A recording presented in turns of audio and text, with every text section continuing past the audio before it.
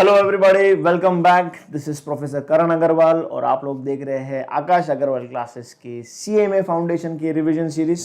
Yes, हम लोग already management जो है वो स्टार्ट कर चुके हैं। हमारा पहला लेक्चर हो चुका है एंड अगर आप लोगों को याद रहेगा तो हम लोगों ने बेसिक मैनेजमेंट इंट्रोडक्शन देखा था कि मैनेजमेंट क्या है, कुछ मैनेजर्स के एग्जाम्पल्स देखे थे एंड फिर उसके बाद हम लोगों ने how management is science, art, management का एज अ प्रोफेशन कैसे डेवलपमेंट हो रहा है अभी, ये सारी जो बेसिक इंट्रोडक्शन जो था हम लोगों ने लेक्चर नंबर 1 में देखा था। आज हम लोग कंटिन्यू करेंगे। यस, हम लोग चैप्टर में आगे बढ़ेंगे और ज़्यादा डिटेल के अंदर जाना स्टार्ट करेंगे। आज जो हम लोग देखने वाले हैं वो है मैनेजमेंट प्रिंसिपल्स। यहाँ पर हम लोग थोड़ा सा पास्ट में जाएंगे, थोड़ी सी हिस्ट्री में जाएंगे, जहाँ पर हम लोग फ्रेडरिक टेलर से मिलेंगे, फिर हेनरी फेयोल से मिलेंगे, फिर से एक बार मैक्स वेबर को मिलने वाले हैं। तो ये 3-4 लोगों से मिलेंगे एंड किस तरीके से इन लोगों ने पास्ट में मैनेजमेंट के कुछ प्रिंसिपल्स हमें दिए हैं, कुछ थियोरीज, कुछ फिलोसफी हमें दी है।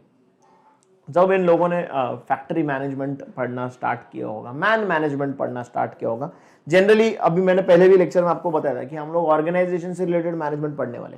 सो all these people are pioneers in our industry. अपने इस फील्ड में, मैनेजमेंट की फील्ड में ये सारे लोग पायनियर्स हैं। तो कैसे इन लोगों ने हमें अपने प्रिंसिपल्स उन्होंने डेवलप किए और क्या प्रिंसिपल्स दिए उन्होंने पास्ट में, वो सब हम लोग आज डिस्कस करने वाले हैं। थोड़ा सा जो है हिस्ट्री में जाने वाले हैं, प्लस ये समझेंगे कि ये प्रिंसिपल जो है they have stood the test of time. बहुत सारे प्रिंसिपल्स ऐसे हैं जो आज भी ट्रू है, कुछ प्रिंसिपल्स ऐसे हैं जो थोड़े से ऑब्सलीट हो गए, मतलब नहीं क्या, ऑब्सलीट को अभी आपकी भाषा में कैसे बताऊं, एक्सपायर हो गए, अपग्रेड नहीं हो पाए, ऐसा राइट। जैसे फेसबुक है, आपके लिए फेसबुक अभी ऑलमोस्ट ऑब्सलीट हो चुका है ना, अभी आप लोग इंस्टाग्राम वाले हो। तो ऐसे कुछ प्रिंसिपल्स हम लोग देखेंगे जो अभी सही नहीं है। बहुत सारे ऐसे प्रिंसिपल्स इन लोगों ने कई सालों पहले दिए जो आज भी सही है।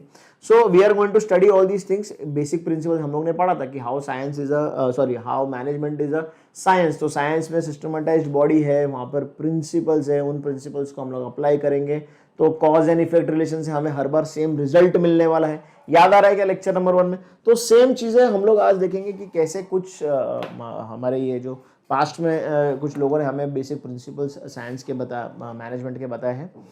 Principles of management are statements of fundamental truth. ध्यान से, ये लाइन बहुत इंपॉर्टेंट है, आप लोग अंडरलाइन करोगे। ये प्रिंसिपल्स ऑफ मैनेजमेंट क्या है? They are fundamental truth, statements of fundamental truth which can be used by managers as guidelines for decision making and action under different situations. ये सारे स्टेटमेंट्स ऑफ फंडामेंटल ट्रूथ है, ये facts है, ये basic principles है। क्या है इन principles का? ये प्रिंसिपल्स मैनेजर्स यूज कर सकते हैं। ये प्रिंसिपल्स को एज गाइडलाइन मैनेजर्स यूज कर सकते हैं डिसीजन लेने के लिए और अलग अलग एक्शंस लेने के लिए, काम करने के लिए। ये है हमारे principles of management which the managers can use as guideline for making decisions, for taking actions, etcetera etcetera. Simple. Over the years management thinkers have developed different theories and principles from their experiments and experiences. Yes, in recent time management has become more scientific discipline of study, having certain standardized principles and practices. So पहले जब ये कुछ साल पहले की बात है, जब हम लोग बेसिकली मैनेजमेंट को बहुत सीरियसली पढ़ना स्टार्ट कर दिए, प्रैक्टिस करना स्टार्ट किए, साइंटिफिक एंगल उसके अंदर आ गया, तो वहां पर जनरली जब ये पुराने थिंकर्स हैं उन लोगों ने जब भी मैनेजमेंट को पढ़ा तो बेसिकली ह्यूमन रिलेशन से रिलेटेड था, ह्यूमंस से रिलेटेड था, एडमिनिस्ट्रेशन से रिलेटेड था। बट आज जो मॉडर्न मैनेजमेंट है वो मॉडर्न मैनेजमेंट में साइंटिफिक अप्रोच आ गया है, फिर बहुत सारे सिस्टम्स अलग अलग आ गए हैं, बहुत सारे थियोरीज, बहुत सारे कॉन्सेप्ट्स आ गए हैं, अपने अपने तरीके आ गए हैं, तो बहुत सारा डेवलपमेंट हुआ है इसके अंदर। सो अर्लियर स्टडीज जो है वो जनरली ह्यूमन मैनेजमेंट से रिलेटेड थी, आज लेकिन उसमें बहुत सारी चीजें चेंज हो चुकी है। सबसे पहले हम लोग मिलने वाले हैं मिस्टर फ्रेडरिक डब्ल्यू टेलर से। बहुत इंपॉर्टेंट पर्सन है Frederick Taylor, and Frederick Taylor is fondly called the father of scientific management. इस लाइन को अंडरलाइन करेंगे, ये लाइन ऑब्जेक्टिव में 100% आने वाली है एग्जाम में कि dash is the father of scientific management. Scientific management आया तो आपका नाम आना चाहिए फ्रेडरिक टेलर, क्योंकि हेनरी फेयल जो है वो फादर ऑफ मैनेजमेंट है, लेकिन अगर साइंटिफिक मैनेजमेंट की बात की जाए तो हमारा आंसर रहेगा फ्रेडरिक टेलर। तो इस लाइन को प्लीज अंडरलाइन करेंगे, राइट। अभी साइंटिफिक मैनेजमेंट जो है ये फ्रेडरिक टेलर ने हमें बताया कि उन्होंने एक्सपेरिमेंट्स के थ्रू, कुछ स्टडीज के थ्रू, कुछ लोगों के बीच में उन्होंने कुछ मेथोडोलॉजी अपनाई होगी, यूज की होगी, और उसको ऑब्जर्व कर करके उन्होंने जो ये साइंटिफिक मैनेजमेंट के प्रिंसिपल, साइंटिफिक मैनेजमेंट की थियोरी हमें दी है, राइट। अभी जो फ्रेडरिक टेलर की जो मैनेजमेंट की थियरी है वो क्या बताती है देखेंगे हम लोग यहाँ पर। बेसिक प्रिंसिपल जो है फ्रेडरिक टेलर के साइंटिफिक प्रिंसिपल्स ऑफ मैनेजमेंट, इनको हम लोग बोलेंगे scientific principles of management given to us by Frederick Taylor. तो ये थियरी क्या थी, ये प्रिंसिपल्स क्या थे, यहाँ पर देखेंगे हम लोग। सबसे पहले rule of thumb to be replaced by rule of science to improve the standard of performance. ये बहुत इंपॉर्टेंट है, rule of thumb is to be replaced by rule of science. अभी रूल ऑफ थंब मतलब क्या? Rule of thumb हमारे पुराने हिंदी पिक्चरों के विलन्स जो थे, गब्बर सिंह, मोगैम्बो, याद है क्या आप लोग को? तो ये बेसिकली डिक्टेटर्स थे। Hitler is a prime example real life की अगर हम लोग बात करें तो। अभी ये सब शासक है, ये सब मैनेजर्स है, ये सब ओनर्स है, डायरेक्टर्स है, फॉर एग्जांपल समझो। अभी इनकी क्या प्रिंसिपल, इनके क्या प्रिंसिपल्स थे, काम करने के क्या तरीके थे, कि जो इन्होंने बोला वो सही है, जो इन्होंने बोला वो सच है, मेरा वचन ही है शासन। वो याद है क्या बाहुबली में उसकी, बाहुबली की माँ जो बोलती है, मतलब ये जो डिक्टेटर्स है, how they are working is, ये ऐसे मैनेजर्स हैं कि उन्होंने जो कहा वो नियम है, वो कानून है। ये ओल्ड एज थियरी है, ये पुराने जमाने की थियरी है। बट आज हम लोग को ज्यादा साइंटिफिक अप्रोच आ चुका है। We believe in more scientific approach. हम लोग यकीन करते हैं एक्सपेरिमेंटेशंस एंड ऑब्जर्वेशंस में, राइट। हम लोग अंधा कानून में बिलीव करते नहीं है। So this is the first scientific principle given to us by Frederick Taylor की rule of thumb has to be replaced by rule of science. कि किसी ने भी बोल दिया, मैंने बोल दिया ना सही है, ऐसे ही कर, नहीं, ऐसे नहीं चलने वाला है भाई। पास्ट एक्सपीरियंस क्या है, इस ये हमने पहले भी किया था तो उस पर से रिजल्ट हमें क्या आए हुए हैं, वो चीज को ध्यान में रखते हुए हम लोग जो है डिसीजन लेने वाले हैं। Simple, rule of thumb has to be replaced by rule of science. इससे क्या होगा, रूल ऑफ साइंस, हम लोग साइंटिफिक प्रिंसिपल्स को अपनाना स्टार्ट करेंगे तो वहां पर जो है हमारा परफॉर्मेंस जो है वो इंक्रीज होना स्टार्ट हो जाएगा, आउटपुट जो है ज्यादा आना स्टार्ट हो जाएगा। This is the first principle. Then there should be perfect harmony among the activities of different individuals and not discord। एक वर्किंग एनवायरनमेंट में, एक ऑर्गेनाइजेशन के अंदर बहुत सारे इंडिविजुअल्स काम कर रहे हैं, तो जब ये इंडिविजुअल्स काम कर रहे हैं तो उनके एक्टिविटीज, उनके एक्शंस के बीच में हार्मोनी होनी चाहिए, कोऑर्डिनेशन होना चाहिए, उनके बीच में मतभेद नहीं होने चाहिए। फंक्शन करते वक्त मिस कम्युनिकेशन, कोऑर्डिनेशन में खराबी नहीं होनी चाहिए। They have to work in perfect harmony. For example हम लोग स्पोर्ट खेलते हैं, फुटबॉल खेलते हैं, तो देयर आर 11 प्लेयर्स, तो 11 के 11 प्लेयर्स को एक ही गोल, एक ही ऑब्जेक्टिव को ध्यान में रखते हुए खेलना है कि बॉल जो है हमारे गोल में नहीं जाना चाहिए, हमारा गोल बचाना है और सामने वाले के गोल में मारना है। सो जो भी एक्शंस 11 प्लेयर लेने वाले हैं, they have to be in the same direction, उसी गोल को ध्यान में रखते हुए लिए जाएंगे। सो ये जो है सेकंड जो प्रिंसिपल बोलता है फ्रेडरिक टेलर का, कि all actions have to be in perfect harmony. जो भी इंडिविजुअल्स करने वाले हैं उनके बीच में डिस्कॉर्ड नहीं होना चाहिए, मिसमैनेजमेंट नहीं होना चाहिए, मिस कम्युनिकेशन नहीं होना चाहिए, लैक ऑफ कोऑर्डिनेशन नहीं होना चाहिए, परफेक्ट हार्मोनी में काम होना चाहिए। सब मिलजुल के साथ में काम करेंगे, कोऑर्डिनेशन में काम करेंगे तो साथ में ऑर्गेनाइजेशन आगे बढ़ेगा। सिंपल बात है। फिर an atmosphere of cooperation among the workers has to be important, has to be created, बहुत ज्यादा जरूरी है। मैं मेरा पर्सनल इंटरेस्ट को ध्यान में नहीं रखूंगा, मैं कोऑपरेटिव तरीका एक अपनाऊंगा, मैं एक एटमॉस्फेयर बनाऊंगा जहां पर हम लोग मिल बांट कर साथ में काम कर रहे हैं, कोऑपरेट कर रहे हैं एक दूसरे को। हर डिपार्टमेंट जो है दूसरे डिपार्टमेंट को साथ में लेकर आगे चल रहा है, हर इंडिविजुअल दूसरे इंडिविजुअल्स को साथ में लेकर आगे चल रहा है, ना कि सिर्फ खुद का जो है गोल अचीव करना है, बट ऑर्गेनाइजेशन का गोल अचीव करना है। ऐसा नहीं कि मेरे को सेंचुरी मारना है, मेरे लिए इंपॉर्टेंट है कि मेरी टीम जीतनी चाहिए, वो ज्यादा इंपॉर्टेंट है। तो पर्सनल इंटरेस्ट को साइड में रख के कोऑपरेटिव एनवायरनमेंट बनाना है ऑल ऑर्गेनाइजेशन के वर्कर्स के बीच में। फिर production has to be maximised and not restricted output, very important. यहाँ पर प्रोडक्शन को बहुत ज्यादा इंपॉर्टेंस दिया गया।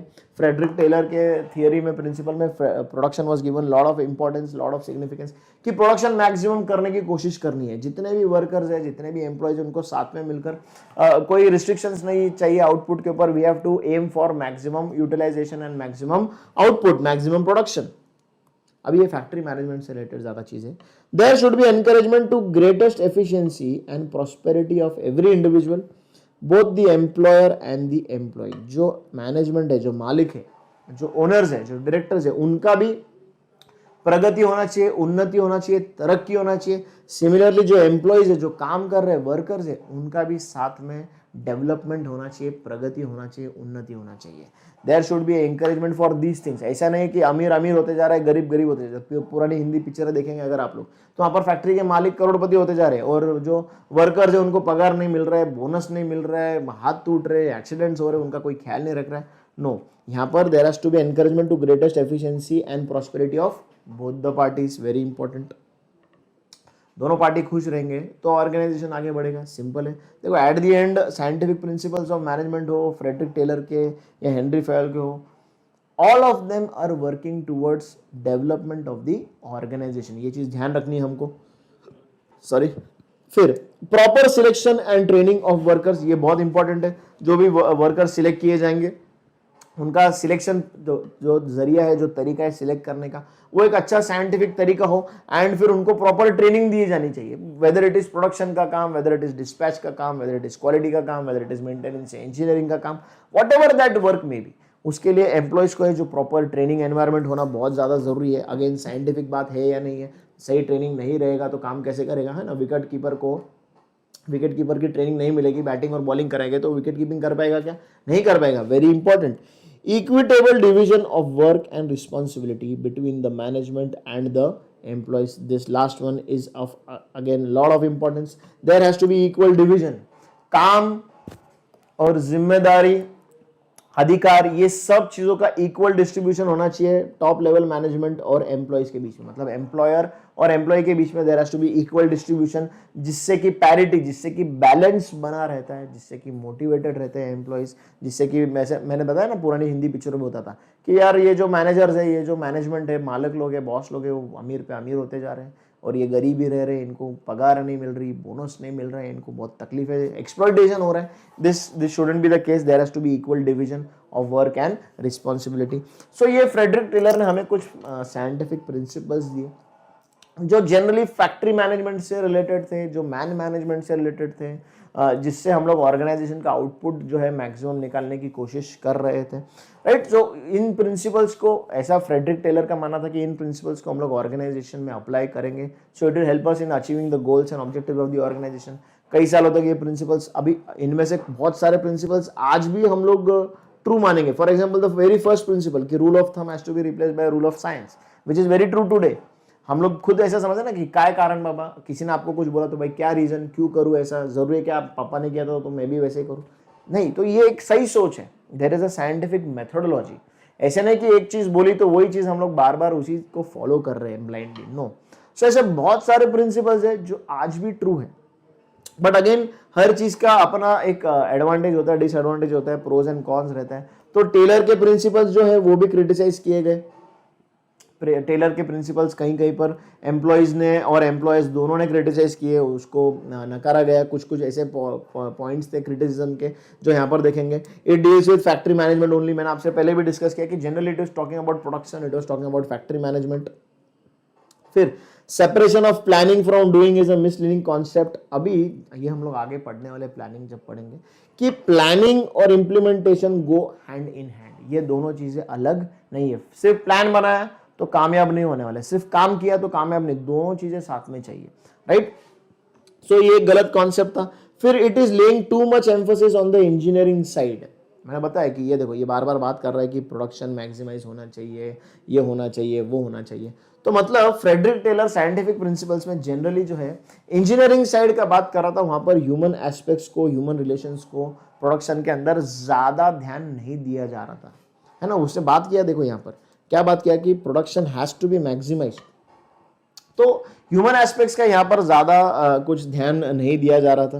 फिर he was considering human beings as elements of, as cogs of machines की, उसने इंसानों को मशीनों की तरह मान लिया था कि मैक्सिमम आउटपुट निकालना है तो लोगों से काम कराए जाओ, लोगों से है जो पूरा टाइम काम कराए जाओ, उनसे आउटपुट निकाला जाओ। ह्यूमन इमोशंस को, ह्यूमन नेचर बिहेवियर को बिल्कुल भी ध्यान नहीं दिया जा रहा था। सो ऐसे ऐसे बहुत सारे ये रीजंस थे जिनके कारण जो है, देखो, एक it created condition of industrial autocracy. Industrial autocracy अभी अपन, अगेन सेम पॉइंट कि यहाँ पर हम लोग आउटपुट की बात कर रहे हैं पूरा टाइम, प्रोडक्शन बढ़ाने की बात कर रहे हैं, ह्यूमन इमोशंस को, ह्यूमन एस्पेक्ट को ध्यान में नहीं दे रहे हैं, तो अनफेयर यहाँ पर एक डिस्ट्रीब्यूशन हो जाता है, एक अनफेयर बिहेवियर हो जाता है, एक्सप्लॉइटेशन हो जाता है, जिससे ऑटोक्रेसी का एक एनवायरनमेंट क्रिएट हो जाता है, राइट। सो ये सब चीज़ों के वजह से there was lots of criticism to this scientific theory, the scientific principles of Frederick Taylor. Frederick Taylor कौन है?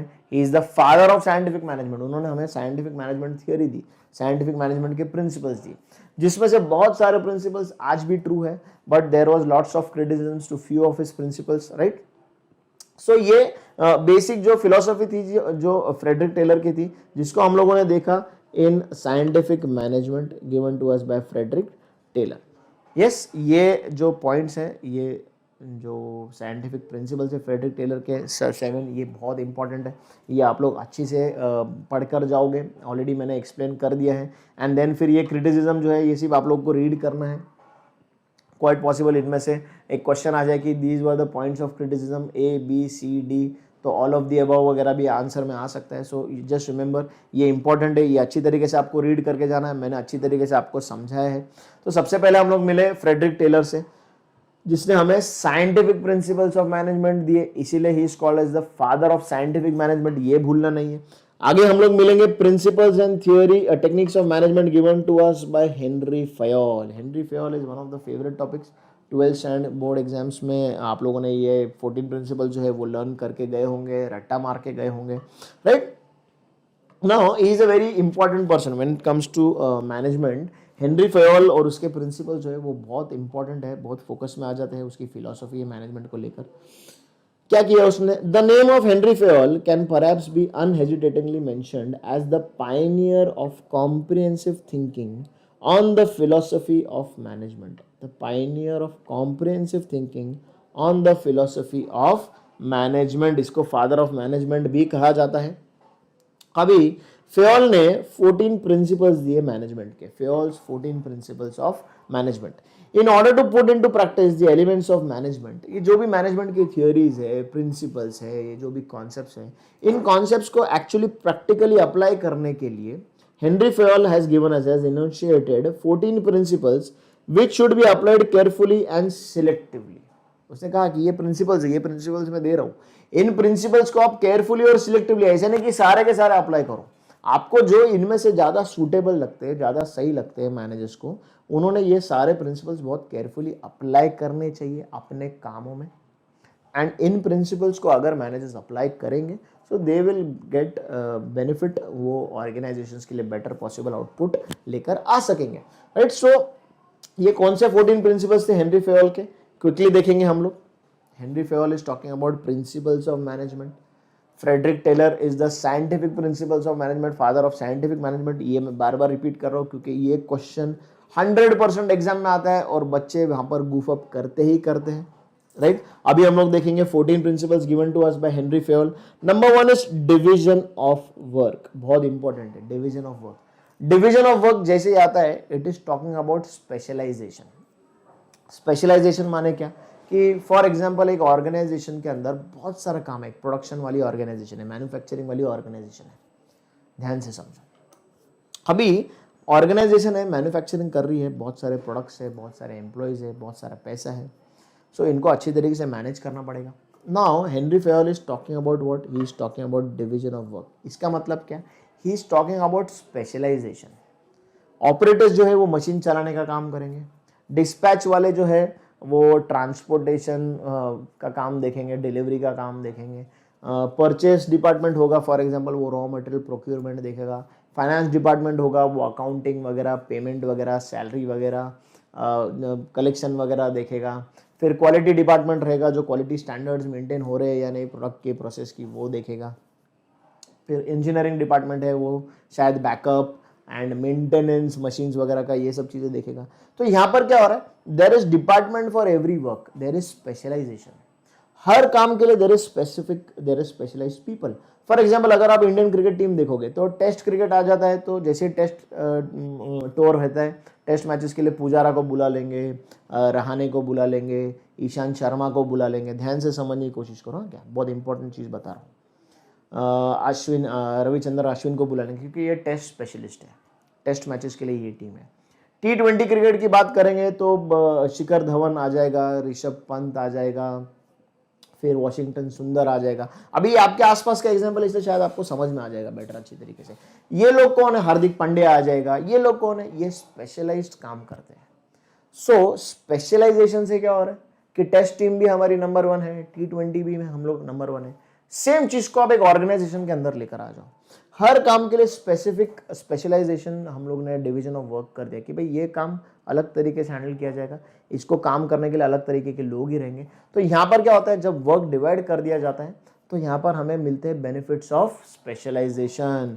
This is exactly the first principle given to us by Henry Fayol.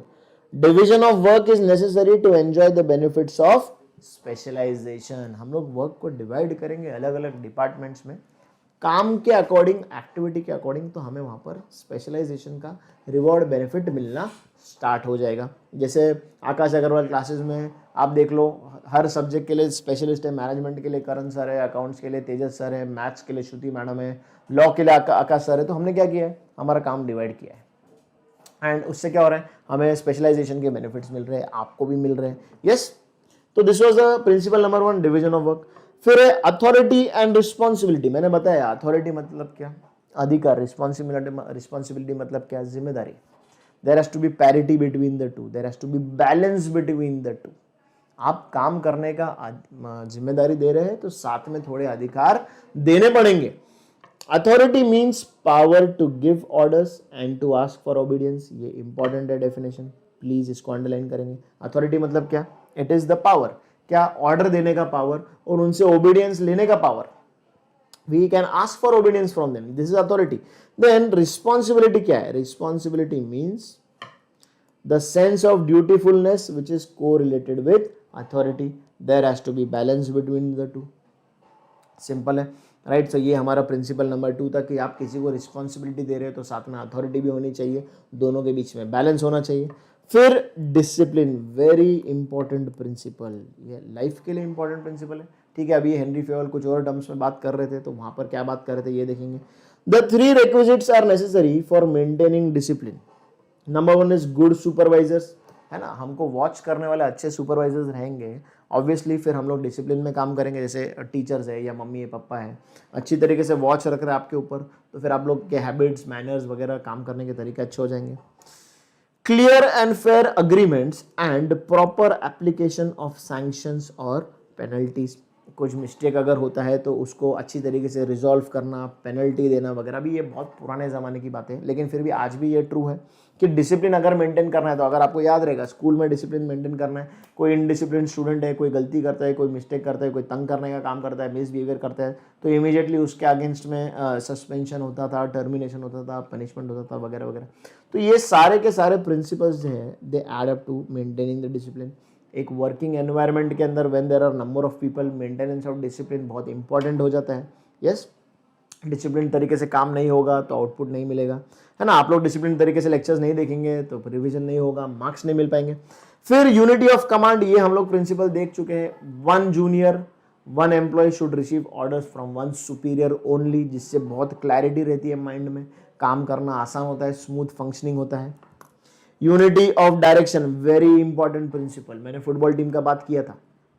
All 11 players are playing for 1 aim, 1 objective, कि सामने वाले के गोल में ball मारना है, अपने गोल में बॉल जाने से बचाना है, राइट। तो ये unity of direction, all actions should be focused in one direction, that is achieving the goal of the organization। हम लोग सब एक ही जगह एम कर रहे हैं, वो है हमारा ऑब्जेक्टिव फुलफिल करने में, ऑर्गेनाइजेशन का ऑब्जेक्टिव फुलफिल करने में, तो हम लोग सब एक ही दिशा में काम कर रहे हैं। This is unity of direction, very important, right.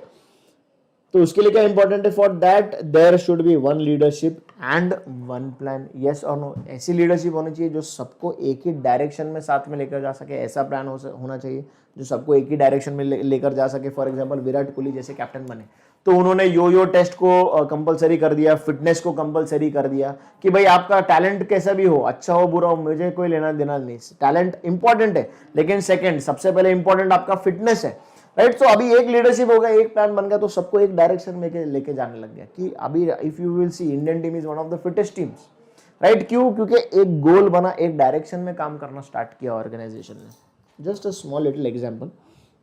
क्या होता है, ये ऑर्गेनाइजेशन से रिलेटेड एग्जाम्पल नहीं है बट रियल लाइफ से रिलेटेड है, तो कॉन्सेप्ट समझ में आ जाते हैं इसीलिए। फिर subordination of individual interest to general interest, very important principle organisation के अंदर। जो मेरा इंडिविजुअल इंटरेस्ट है वो बैकफुट पे जाना चाहिए, वो ज़्यादा ज़रूरी नहीं है, वो प्राइमरी नहीं है। जो जनरल इंटरेस्ट है, जो पूरे ऑर्गेनाइजेशन का इंटरेस्ट है, वो पहले आना चाहिए, वो आगे आना चाहिए, वो सबसे ज़्यादा ज़रूरी होना चाहिए। 100 मारना ज़रूरी नहीं है, टीम को जिताना ज़रूरी है। This is the example of subordination of individual interest to general interest. This was principle number 6 given to us by Henry Fayol. उसने क्या कहा कि एक ऑर्गेनाइजेशन के अंदर जनरल इंटरेस्ट फोकस रहना चाहिए, इंडिविजुअल इंटरेस्ट पीछे, उसके ऊपर फोकस कम रहना चाहिए। फिर रेम्यूनरेशन, काम करने के बदले में जो हमें सैलरी, पगार वगैरह जो मिलते हैं उसको रेम्यूनरेशन कहते हैं। तो यहाँ पर एम्प्लॉय को उसके काम के अकॉर्डिंग में फेयर रेम्यूनरेशन मिलना बहुत जरूरी है। According to the kind of work, nature of work, according to the responsibility, amount of work, fair remuneration उसको मिलना बहुत इंपॉर्टेंट है। अगर फेयर रेम्यूनरेशन रहेगा तो वो हैप्पी रहेगा, सेटिस्फाई रहेगा, वो और ज़्यादा मेहनत से, ईमानदारी से, लगन से काम करेगा। तो दिस वॉज वेरी इंपॉर्टेंट। देखो, this principle is true even today, yes और नो? फेयर रेम्यूनरेशन रहेगा तो ऑर्गेनाइजेशन के लिए एम्प्लॉय ज़्यादा काम करेगा क्या नहीं करेगा, सिंपल। फिर 8th प्रिंसिपल था सेंट्रलाइजेशन का। ये कॉन्सेप्ट को हम लोग और आगे जाकर पढ़ने वाले हैं डिटेल में चैप्टर नंबर 2 में, लेकिन यहाँ पर शॉर्ट में आपको बताता हूँ। बाय सेंट्रलाइजेशन इन्होंने क्या बोला है, देखो, by centralisation there is optimum utilisation of available resources. Organisation के अंदर जहां पर, ध्यान से समझो, जहां पर पावर एक ही जगह पर फोकस किया गया है, कॉन्सेंट्रेट किया गया है, उसको बोलते हैं सेंट्रलाइजेशन। ध्यान से समझो कि टॉप मैनेजमेंट के पास सारी अथॉरिटी है, सारे पावर्स हैं डिसीजन लेने के, काम करवा के लेने के, तो ये हो गया सेंट्रलाइजेशन। और डिसेंट्रलाइजेशन हम लोग डिटेल में पढ़ेंगे, डोंट वरी, शॉर्ट में बता रहा हूं। डिसेंट्रलाइजेशन क्या, सबको थोड़ा थोड़ा फ्रीडम है अपने तरीके से काम करने का। हर लेवल के मैनेजमेंट के हर लेवल पर all managers have some kind of freedom to work according to their own experience, according to their own knowledge वगैरह वगैरह। अपने डिसीजन लेने का अथॉरिटी सबको दे चुके हैं। तो फ्रेडरिक टेलर के ये पुराने प्रिंसिपल्स है, उसमें इन्होंने सेंट्रलाइजेशन की बात की है कि सेंट्रलाइजेशन जितना ज़्यादा रहेगा, जितना ज़्यादा पावर एक आदमी या एक ग्रुप के पास रहेगा, उतना ज़्यादा अच्छी तरीके से काम होगा, उतना मैक्सिमम पॉसिबल आउटपुट होगा। This principle is somewhat not true today everywhere, है ना? अभी आज की दुनिया डिसेंट्रलाइजेशन के ऊपर आ चुकी है, आज के ऑर्गेनाइजेशन में डिसेंट्रलाइजेशन हो चुका है, बट ये पुराने प्रिंसिपल्स है। I have already told you this कि कुछ कुछ प्रिंसिपल्स आज भी ट्रू है, कुछ कुछ नहीं है। सेंट्रलाइजेशन को हम लोग डिटेल में पढ़ने वाले आगे जाकर। फिर था स्केलर चेन। अभी ये स्केलर चेन कैसा है, ये टॉप लेवल मैनेजमेंट है, समझो ए, फिर उसके नीचे मिडिल लेवल मैनेजमेंट है, समझो बी, उसके नीचे फिर समझो सी है, कोई लोअर लेवल मैनेजमेंट, राइट? तो यहाँ पर क्या हो रहा है, कम्युनिकेशन ऊपर से नीचे की तरफ आ रहा है, ऑर्डर जो है ऊपर से नीचे की तरफ आ रहा है। तो ये क्या हो गया, एक स्केलर चेन हो गया, एक यूनिडायरेक्शनल चेन हो गया। सारे अधिकार, मेजर अधिकार इनके पास है, ध्यान से देखेंगे यहाँ पे, ये इनके पास मेजर अधिकार है, ये इनको अधिकार देते हैं, ऊपर वाले इनको थोड़े से अधिकार देते हैं, रिस्पॉन्सिबिलिटी देते हैं। फिर ये मिडिल लेवल वाले नीचे वालों को थोड़े से अधिकार देते हैं और बहुत सारा काम देते हैं। तो यहाँ पर क्या हो रहा है कि जो चेन है ये ऊपर के तरफ में है। It is the chain of superior existing from highest authority to lowest rank. यहाँ पर सुपीरियर है ये वाला, फर्स्ट वाला, ये लोएस्ट रैंक है, राइट? तो ये एक तरह से यूनिडायरेक्शनल स्केलर चेन हो गया कि सारे ऑर्डर जो है ऊपर से नीचे की तरफ आ रहे हैं, सारा फीडबैक जो है नीचे से ऊपर की तरफ जा रहा है, यस और नो, राइट? तो ये स्केलर चेन हो गया कि फ्रेडरिक टेलर बोल रहा हूँ, हेनरी फेयोल ने ये स्केलर चेन प्रोपेगेट किया था कि there has to be a chain ऊपर हाईएस्ट अथॉरिटी से लोएस्ट रैंक की तरफ। फिर ये बहुत इंपॉर्टेंट है आज भी, ऑर्डर पॉइंट, जो प्रिंसिपल नंबर 10 है, it is order. It means what this means is there should be a place for everything and everything in its place. इसका मतलब क्या, there has to be proper method, there has to be proper way. हर काम को करने का तरीका होना चाहिए, ऑर्डरली तरीके से काम होना चाहिए। सब चीज़ें, सब रिसोर्सेज जो है टाइमली मैनर में, सही समय पर, सही जगह पर हमें मिलने चाहिए। There has to be abundance of resources, and ये रिसोर्सेज सही जगह पर हमें ऑर्डरली तरीके से रखने चाहिए, ऑर्डरली तरीके से मैनेज करने चाहिए, ऑर्डरली तरीके से फिर ये यूटिलाइज हो सकते हैं। Very important. फॉर एग्जाम्पल, आप पढ़ाई करने बैठ रहे हो, तो आप पहले नोट्स ढूंढोगे, नोट्स कुठं गेले तर भेटले नाही, नोट्स ढूंढना चालू करोगे, फिर पेन देखना चालू करोगे, फिर आप मोबाइल चार्ज है या नहीं वो देखना चालू करोगे, चार्जर ढूंढोगे नहीं। ये बहुत छोटा एग्जाम्पल है। When it comes to work, all your resources, आपके सारे रिसोर्सेस ऑर्डरली तरीके से अवेलेबल होने चाहिए, मैनेज होने चाहिए, ऑर्डरली तरीके से यूटिलाइज होने चाहिए। इससे क्या होता है, काम का एफिशिएंसी बढ़ता है। फिर इक्विटी, हर लेवल के ऑर्गेनाइजेशन के हर लेवल पर there has to be this sense of equity. एक इक्वल तरीके का वहां पर जो है स्वभाव बर्ताव जो है होना चाहिए। हर लेवल के ऑर्गेनाइजेशन के हर लेवल पर उनको इक्विटी की फीलिंग आनी चाहिए। The sense of equity must prevail throughout all levels of the organisation and the management should see to it is the responsibility of management कि हर जगह पर इक्वल तरीके से, इम्पार्शियल तरीके से काम किया जा रहा है, बिहेवियर है, पार्शियलिटी नहीं है, कुछ एक इम्बैलेंस नहीं है। There has to be equal weightage, there has to be equal importance, there has to be equal distribution of work, responsibility, bonus, money, everything, right. तो इससे क्या होता है, ऑर्गेनाइजेशन का माहौल जो है वो बहुत अच्छा रहता है। Stability of tenure of personnel, जो भी लोग आपके लिए काम कर रहे हैं, ऑर्गेनाइजेशन के लिए काम कर रहे हैं, सबसे पहले तो ये ऑर्गेनाइजेशन के लिए जो है उनका जो काम जो है वो स्टेबल होना ज़रूरी है। मतलब उनके मन में, उनके दिमाग में एक सिक्योरिटी होनी चाहिए कि ऑर्गेनाइजेशन हमें सपोर्ट कर रहा है, ऑर्गेनाइजेशन हमें बैक कर रहा है, ऑर्गेनाइजेशन हमारे साथ खड़ा हुआ है। ऐसा नहीं कि छोटा मोटा कुछ इश्यू होता है तो ऑर्गेनाइजेशन हमें काम पर से निकाल देगा, है ना, हमें प्रमोशन नहीं मिलेगा, हमें पगार नहीं मिलेगा। ऐसा इनसिक्योरिटी, ऐसा डर नहीं होना चाहिए। There has to be sense of security. Stability of tenure, मतलब जो लोग हैं, जो काम करने वाले पर्सनल है, जो एम्प्लॉयज़ हैं, उनको पता है कि हमारी लाइफ यहाँ पर स्टेबल है, हमें रिस्पॉन्सिबिलिटी दी जाएगी, काम दिया जाएगा, हमें अधिकार दिए जाएंगे, हमें फेयर रेम्यूनरेशन मिलेगा, हमें प्रमोशन मिलने वाला है, हमें बिना कारण ऐसे बिना मतलब काम पर से नहीं निकालेंगे। सो इससे क्या होता है, अगेन कॉन्फिडेंस बना हुआ रहता है, आदमी मोटिवेटेड रहता है। सिक्योर रहेगा तो इनसिक्योरिटी में आदमी काम नहीं कर पाता है, मिस्टेक ज़्यादा करता है, एक ऑर्गेनाइजेशन का माहौल जो है बहुत ख़राब रहता है। सो वेरी इंपॉर्टेंट कि एम्प्लॉय को इतना टाइम दिया जाना चाहिए कि he should get use to the work and then वो सेफली, सिक्योरली, एक मेंटल पीस के साथ अपना काम कर सके, अपनी एबिलिटी शोकेस कर सके, राइट। फिर initiative, the initiative of the personnel must be roused at every level even by the sacrifice of variety by the managers. अभी इसमें क्या है कि फॉर एग्जांपल बहुत बार क्या होता है, मैनेजर्स जो है एक सेट पैटर्न के वजह से, एक सेट तरीके की वजह से काम, जो उनका तरीका है काम करने का, उसके वजह से एम्प्लॉयज़ को जो है, एम्प्लॉयज़ के पास से क्रिएटिव होने का स्किल जो है वो छीन लेते हैं। एम्प्लॉयज़ जो है वो कुछ इनिशिएटिव नहीं ले पाते, अपनी इच्छा से, अपनी मर्जी से कुछ उनको लग रहा है कि काम अच्छी तरीके से हो सकता है, अलग तरीके से हो सकता है, वो नहीं कर पाते। सो ये नहीं होना चाहिए। There has to be an environment created by the managers कि भाई मैनेजर्स अपना जो सेट तरीका है उसको थोड़ा सा बाजू में रखें और इंडिविजुअल को अपने तरीके से इनिशिएटिव लेने दें, अपने तरीके से काम करने दें। तो इंडिविजुअल्स के अंदर, एम्प्लॉयज़ के अंदर ये भावना जो है इनिशिएटिव लेने की, खुद होके काम करने की, खुद होके अपना दिमाग यूज़ करने की, ये भावना का प्रोत्साहन होना चाहिए, एनकरेजमेंट होना चाहिए, राइट। तो इससे क्या होता है, again confidence is up. Employee को एक भावना रहती है कि yes, this organisation belongs to me, I belong to this organisation, मेरा भी मत, मेरी भी भावना का यहाँ पर मेरी भी स्किल्स का, टैलेंट का यहाँ पर जो है वो रिस्पेक्ट होता है। Then he starts working more efficiently for the organisation. तो बहुत इंपॉर्टेंट प्रिंसिपल है, आज भी ये प्रिंसिपल ट्रू है। And the last one is esprit de corps. इसका मतलब क्या, there has to be a team spirit.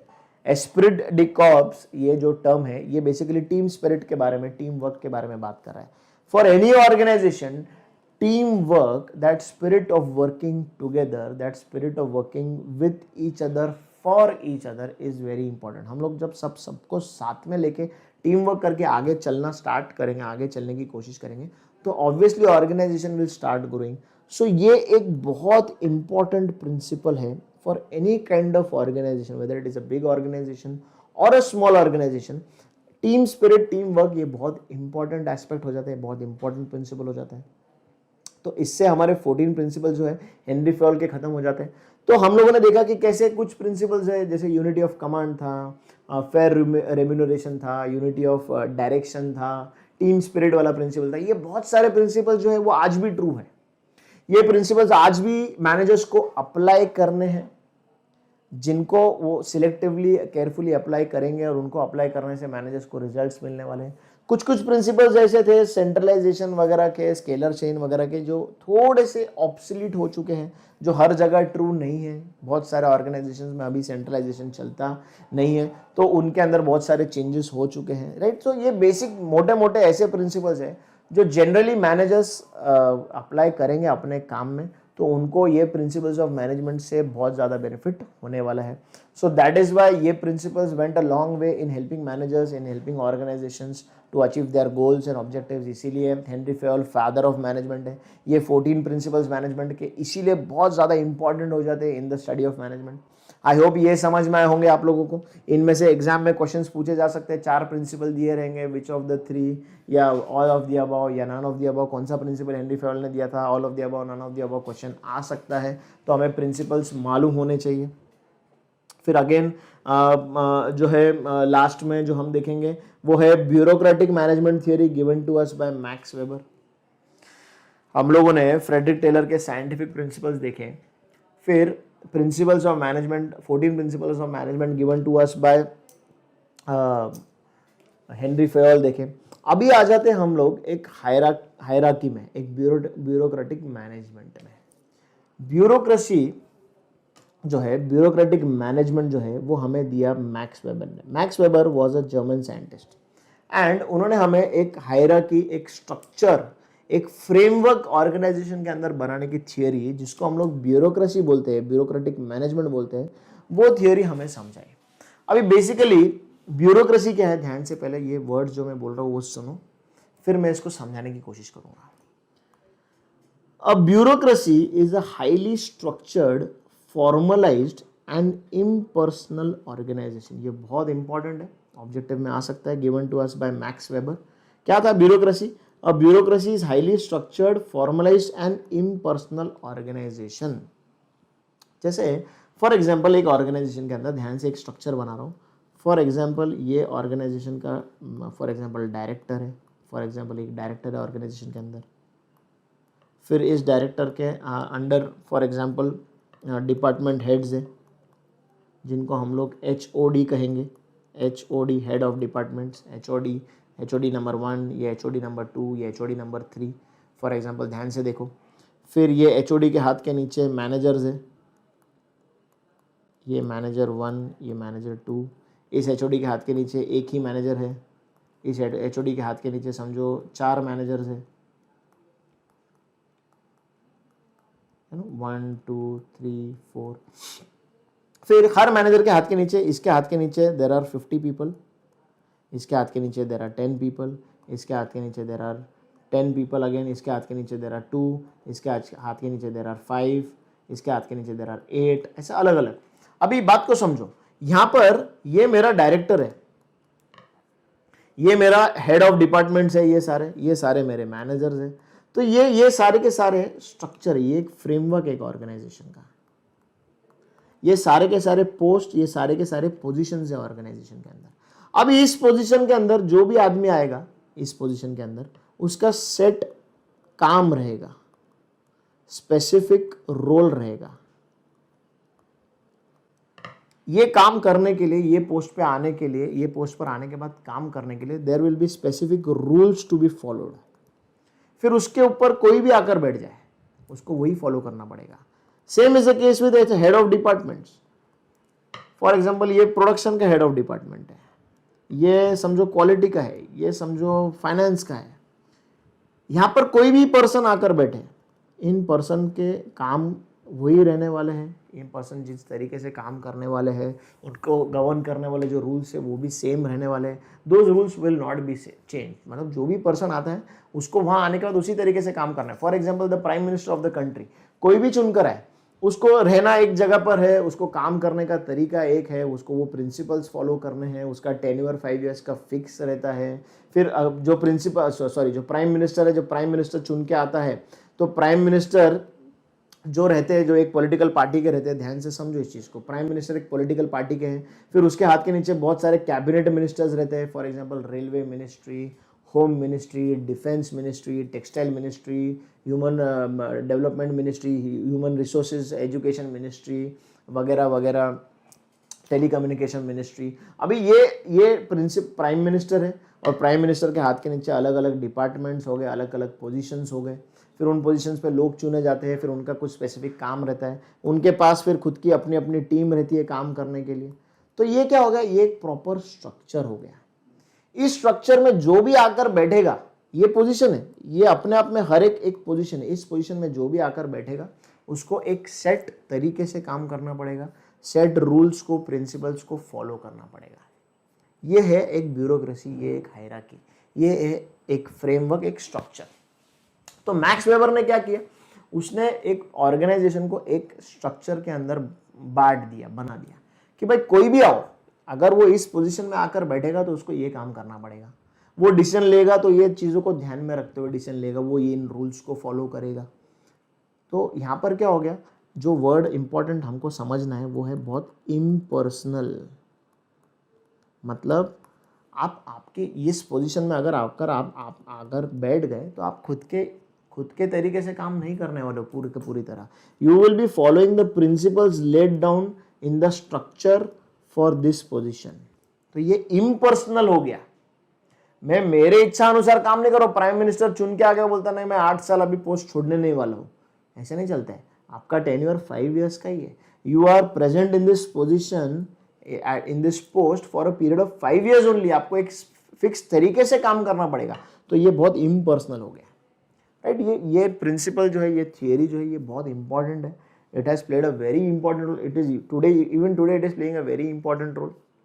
अलग अलग तरीके से ऑर्गेनाइजेशंस के अंदर मैक्स वेबर का जो है ब्यूरोक्रेटिक थियरी जो है वो यूज़ किया जाता है, प्रॉपर हायरार्की बनाया जाता है ना। जैसे फॉर एग्जांपल आप स्कूल में थे तो स्टूडेंट है, student will go to the teacher, teacher will go to the department head, फिर वो department head will go to the headmaster या headmistress will go to the principal, principal will go to the trustee. याद आ रहा है क्या? तो हर एक लेवल पर पर्सन्स है, पीपल है, उनके क्वालिफिकेशन, उनके एक्सपीरियंस, उनके नॉलेज, एजुकेशन वगैरह वगैरह के हिसाब से वो सेट तरीके से ही काम करते हैं, सेट टाइम पीरियड रहता है, उनका काम करने का तरीका रहता है, राइट। सो ये ब्यूरोक्रेटिक थ्योरी है। मैंने बहुत वेग एग्जांपल से समझाने की कोशिश की आप लोग को, क्योंकि बहुत बार बच्चे ये सब रट लेते हैं, ये जो भी मैक्स वेबर ने बताया ये सब रट लेते हैं, लेकिन ब्यूरोक्रेसी क्या है एक्चुअली पता नहीं चलता है। जैसे आप गवर्नमेंट डिपार्टमेंट पे जाओगे तो आप क्लर्क से मिलोगे, क्लर्क बोलेगा कि साहेब बाहर गेलेले, तो वो क्लर्क है, क्लर्क आपका इनवर्ड करेगा, नहीं कि आप जो भी फाइल वगैरह एप्लीकेशन लेकर गए वो ले लेगा। फिर उसके ऊपर एक बाबू रहेगा, एक ऑफिसर रहेगा, फिर उस ऑफिसर के ऊपर एक ऑफिसर लेवल ए वाला ऑफिसर रहेगा, ऑफिसर लेवल ए के ऊपर फिर डिपार्टमेंट हेड रहेगा, डिपार्टमेंट हेड के ऊपर हो सकता है एक छोटा मोटा मिनिस्टर हो, राइट। सो ये क्या है, ये ब्यूरोक्रेसी है। तो फाइल एक लेवल से दूसरे लेवल पर जा रही है सैंक्शन होने के लिए, पास होने के लिए। हर आदमी हर एक पोस्ट पर है, उसके अपने कुछ बेसिक काम है, जिम्मेदारियां हैं और प्लस उसके अधिकार भी है, राइट। तो ये मैक्स वेबर के प्रिंसिपल्स थे ब्यूरोक्रेटिक मैनेजमेंट के। अभी मैक्स वेबर के जो प्रिंसिपल्स है, जनरली ये प्रिंसिपल्स अभी आज के ज़माने में जो है पब्लिक ऑर्गेनाइजेशन, मतलब गवर्नमेंट को चलाने के तरीके जो है वो जनरली आजकल जो है वो इस तरीके से काम करते हैं। गवर्नमेंट में ब्यूरोक्रेसी ज़्यादा यूज़ होता है, जनरली प्राइवेट ऑर्गेनाइजेशंस में कम है ये सब चीज़ें। जो हायरार्की है जो इन्होंने डिफाइन की हुई है, जो ब्यूरोक्रेटिक प्रोसेस है, ये जनरली गवर्नमेंट के काम करने के तरीके में ये अभी ज़्यादा यूज़ होता है। प्राइवेट ऑर्गेनाइजेशंस में स्ट्रक्चर्स बहुत चेंज हो चुके हैं, बहुत ज़्यादा हाईली एडवांस डेवलप स्ट्रक्चर्स हो चुके हैं, राइट। सो ये बेसिकली ये बैकग्राउंड मैंने आपको ब्यूरोक्रेसी का दिया। अभी तक हम लोग मैक्स वेबर के ऊपर नहीं आए। मैंने एक highly structured, formalise and impersonal organisation जो है उसका आपको एक समझाने का ये दिया। मैक्स वेबर पे अभी हम लोग अभी तक आए नहीं है। Weber's ideal bureaucracy possesses the following distinct characteristics. अभी मैक्स वेबर ब्यूरोक्रेसी को लेकर कौन से डिस्टिंक्ट कैरेक्टरिस्टिक के ऊपर बात करता है? Specialisation of labour, formal rules and regulations, well defined hierarchy and impersonality in application of rules. कोई भी हो, अगर वो एक जगह पर आकर बैठ गए, एक पोजीशन पर आकर ब्यूरोक्रेटिक स्ट्रक्चर में आकर बैठ गए, तो he will be governed by the rules. वो रूल्स किसी के लिए अलग नहीं होने वाले हैं। एक वेल डिफाइंड स्ट्रक्चर है कि एक स्पेसिफिक काम एक ही डिपार्टमेंट कर सकता है, एक ही तरीके का आदमी कर सकता है, उसके अधिकार उसी के पास है, रूल्स एंड रेगुलेशंस बने हुए हैं, and there is specialisation of labour, इसलिए तो डिवीजन होगा ना। याद है क्या, डिवीजन ऑफ वर्क जो है स्पेशलाइजेशन लेकर आता है, याद आ रहा है क्या पहले आप लोगों को, राइट। सो ये जो है ट्रेडिशनल जो है तरीका था ब्यूरोक्रेटिक स्ट्रक्चर का, ये सब चीज़ें थी कि लोग जो है अपने अनुभव के हिसाब से चुने जाने चाहिए, उनके ट्रेनिंग, उनके एक्सपीरियंस, उनके क्वालिफिकेशन को ध्यान में रखते हुए चुनना चाहिए। लोगों को जो है जब आप लोग जॉब पर ले रहे हो, for example when you are putting them on to job, तो उनका उस डिपार्टमेंट को, उस काम को लेकर एक्सपीरियंस है या नहीं है। तो ऐसे बहुत सारी चीज़ों को ध्यान में रखा गया था। फिर abstract rules governs decisions and actions, हमको कुछ भी डिसीजन लेना है, कुछ भी एक्शन हमको करना है, कुछ काम करना है, तो उसके लिए रूल्स रहने वाले हैं। आप आपकी मर्जी से काम नहीं करने वाले, you have to follow certain set of rules, principles वगैरह वगैरह, एंड उनको ध्यान में रखते हुए, उनको फॉलो करते हुए आप डिसीजन ले सकते हो, एक्शन ले सकते हो। आप आपकी मर्जी के हिसाब से नहीं काम कर सकते हो, है ना। अभी हर आदमी जो अभी आप अगर आप प्राइम मिनिस्टर को देखोगे फॉर एग्जाम्पल, क्योंकि हमारे आंखों के सामने है इसलिए उनका एग्जाम्पल ले रहा हूँ, तो वो काम करते हैं तो वो अपने मन मर्जी से काम नहीं कर रहे हैं, अपने इच्छा के अनुसार नहीं काम कर रहे, वो हर चीज़ को जज कर रहे हैं। कुछ कोड ऑफ कॉन्डक्ट बनाया गया है, कुछ रूल्स, प्रिंसिपल्स, पॉलिसीज बनाई गई, उनको कॉन्स्टिट्यूशन को ध्यान में रखते हुए काम कर रहे हैं, राइट। सो बेसिकली ये सब जो है ब्यूरोक्रेसी के अंदर चीज़ें आ जाती है। अभी मैक्स वेबर की एक्चुअल थियोरी क्या थी, उसके 6 प्रिंसिपल्स थे। Bureaucratic form according to Max Weber his 6 major principles. मैं बेसिक पहले आप लोग को ब्यूरोक्रेसी पढ़ाया, आप लोग को समझाने की कोशिश किया, एंड देन सीधा मैक्स वेबर की प्रिंसिपल्स के ऊपर आने वाले 6 प्रिंसिपल्स के ऊपर। ये बेसिक चीज़ है जो आप लोग रीड करोगे तो आप लोग को समझ में आ जाएगा। ऑलरेडी मेरे जो बातें हैं उसके अंदर मैंने इनके ऊपर छोटा टच ऑलरेडी किया हुआ है। अभी जो 6 मेजर प्रिंसिपल्स थे मैक्स वेबर के, वो क्या थे। सबसे पहला था अ फॉर्मल हायरार्किकल स्ट्रक्चर। यहां क्या था, each level controls the level below and is controlled by the level above. Each level controls the level below it and each level is controlled by the level above it. सीधा हमारे diagram के ऊपर आएंगे, एक बहुत मस्त सा diagram बनाया मैंने, ये देखो।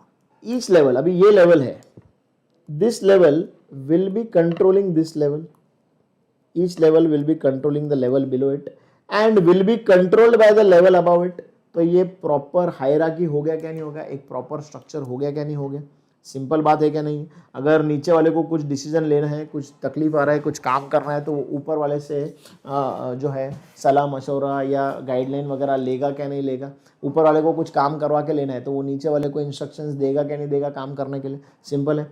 सो अ फॉर्मल हायरार्किकल स्ट्रक्चर ये है। A formal hierarchy is the basis of central planning and centralized decision making। इससे ऑर्गेनाइजेशन के वर्किंग में बहुत ज़्यादा हेल्प हो जाता है।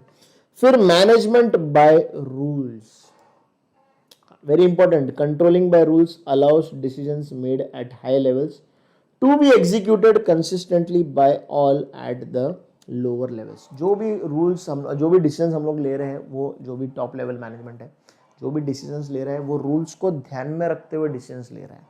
सो जब ये रूल डिसीजन जो है वो एग्जीक्यूट करने की बात आ जाती है लोअर लेवल्स पर, तब वो बहुत आसानी हो जाती है। अगेन वो इम्पर्सनल वाली बात हो रही है कि जब आप मैनेजमेंट कर रहे हो तो रूल्स को ध्यान में रखते हुए मैनेजमेंट कर रहे हो, आप आपकी मर्जी से कुछ तो भी डिसीजन नहीं ले रहे हो, वेरी इंपॉर्टेंट। फिर organisation by functional speciality, work is to be done by specialist and people are organised into units based on the type of work they do और द स्किल्स दे हैव। जो भी लोग हैं उनको हम लोग divide कर रहे हैं उनके स्किल्स, उनके प्रेफरेंसेस, उनके एक्सपीरियंस के हिसाब से, एंड जो भी काम करवाना है वो सिर्फ और सिर्फ स्पेशलिस्ट से ही काम करवाना है, जिनका स्किल्स, जिनका अनुभव, जिनका लाइकिंग वगैरह है जो उस डिपार्टमेंट से, उसके काम के हिसाब से, एंड सारे काम को जो हमने डिवाइड किया हुआ है छोटे छोटे यूनिट्स के अंदर, जिससे कि बहुत आसानी हो जाती है, एक हायरार्की प्रॉपर बन जाती है। एन अप फोकस्ड और एन इन फोकस्ड मिशन। अभी यहाँ पर दो अलग अलग टर्मिनोलॉजी है, एक तो है अप फोकस्ड, दूसरा है in focused. When the mission of the organisation is up focused, मतलब हमारा फोकस किधर है, अप फोकस, अपवर्ड डायरेक्शन, मतलब बाहर के डायरेक्शन में। तो ऑर्गेनाइजेशन के बाहर कौन सी चीज़ है, स्टेक होल्डर्स है ऑर्गेनाइजेशन के, जो बोर्ड है, जो डायरेक्टर्स है ऑर्गेनाइजेशन का, मतलब we are looking to empower, we are looking to serve the stakeholders वगैरह वगैरह, हम लोग उनके तरफ फोकस करें कि हम लोग हमारे स्टेक होल्डर्स को, हमारे इन्वेस्टर्स को खुश रखने की बात करें। तो ये मिशन अप फोकस्ड मिशन हो गया। दूसरा मिशन है इन फोकस्ड मिशन, जहां पर हमारे जो भी एक्टिविटीज हैं, जो भी काम करने के तरीके, जो भी डिसीजंस हैं, हम लोग इस तरीके से ले रहे हैं ताकि हमारा प्रॉफिट बढ़े, हमारा मार्केट में शेयर बढ़े, हमारा सेल्स बढ़े। तो ये इन फोकस्ड है। हमारा फोकस किधर है? हमारे ऑर्गेनाइजेशन के खुद के तरफ, अंदर की तरफ है।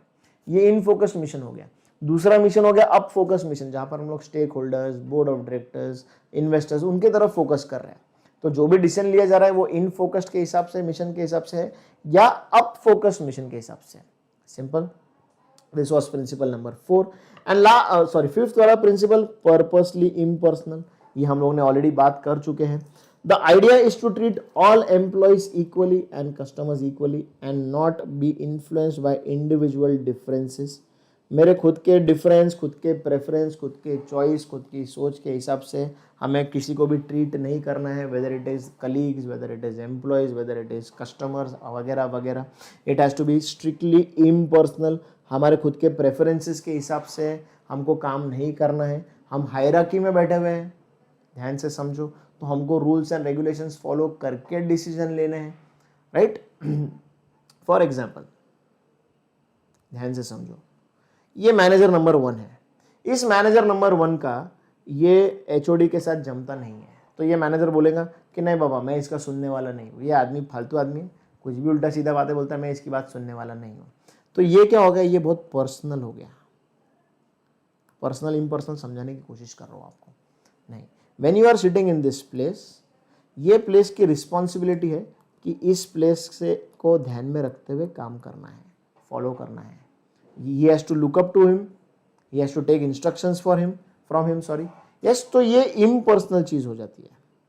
So whenever you are, ये एक एग्जाम्पल मैंने हायरार्की स्ट्रक्चर के अंदर वाला आपको दिया, राइट। तो जो भी हम काम कर रहे हैं, जो भी हम डिसीजंस ले रहे हैं, उसके अंदर personal preferences, personal differences, personal choices नहीं होने चाहिए, बहुत इम्पर्सनल होना चाहिए।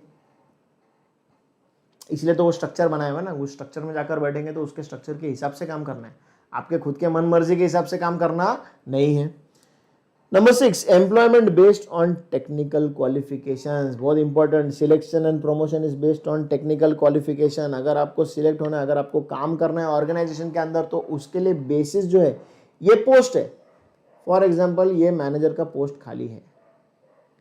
अगर आपको इस पोस्ट पे आकर बैठना है तो there has to be technical qualifications. हो सकता है डिग्री होगा, हो सकता है एक्सपीरियंस होगा, नंबर ऑफ ईयर्स होगा, ट्रेनिंग होगा, कुछ ना कुछ होगा। On the basis of this यहाँ पर आपका सिलेक्शन एंड प्रमोशन होने वाला है। अगेन यहाँ से स्पेशलाइजेशन का बात आ जाता है क्या नहीं आ जाता है, येस और नो, राइट। सो ये मैक्स वेबर की हायरार्की की थियोरी थी, इस ब्यूरोक्रेटिक फॉर्म ऑफ ऑर्गेनाइजेशन की, जहाँ पर वो एक highly advanced, highly developed structure बनाने की कोशिश कर रहा था, जहाँ पर बहुत इम्पर्सनैलिटी है।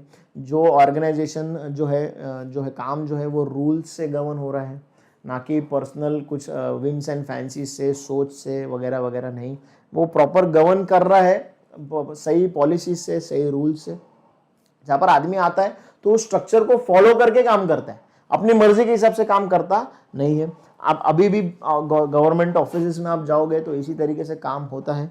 प्राइवेट ऑर्गेनाइजेशंस तो अलग तरीके से काम करती है, बट ये जो मेजर प्रिंसिपल्स जो मैक्स वेबर ने ब्यूरोक्रेटिक थियरी में दिए थे, अभी भी गवर्नमेंट के काम करने के तरीकों में ये यूज़ होता है। इसलिए बहुत जगह पर काम भी बहुत स्लोली होता रहता है। अगर आप जाओगे, देखोगे, अनुभव लोगे तो आपको पता चलेगा।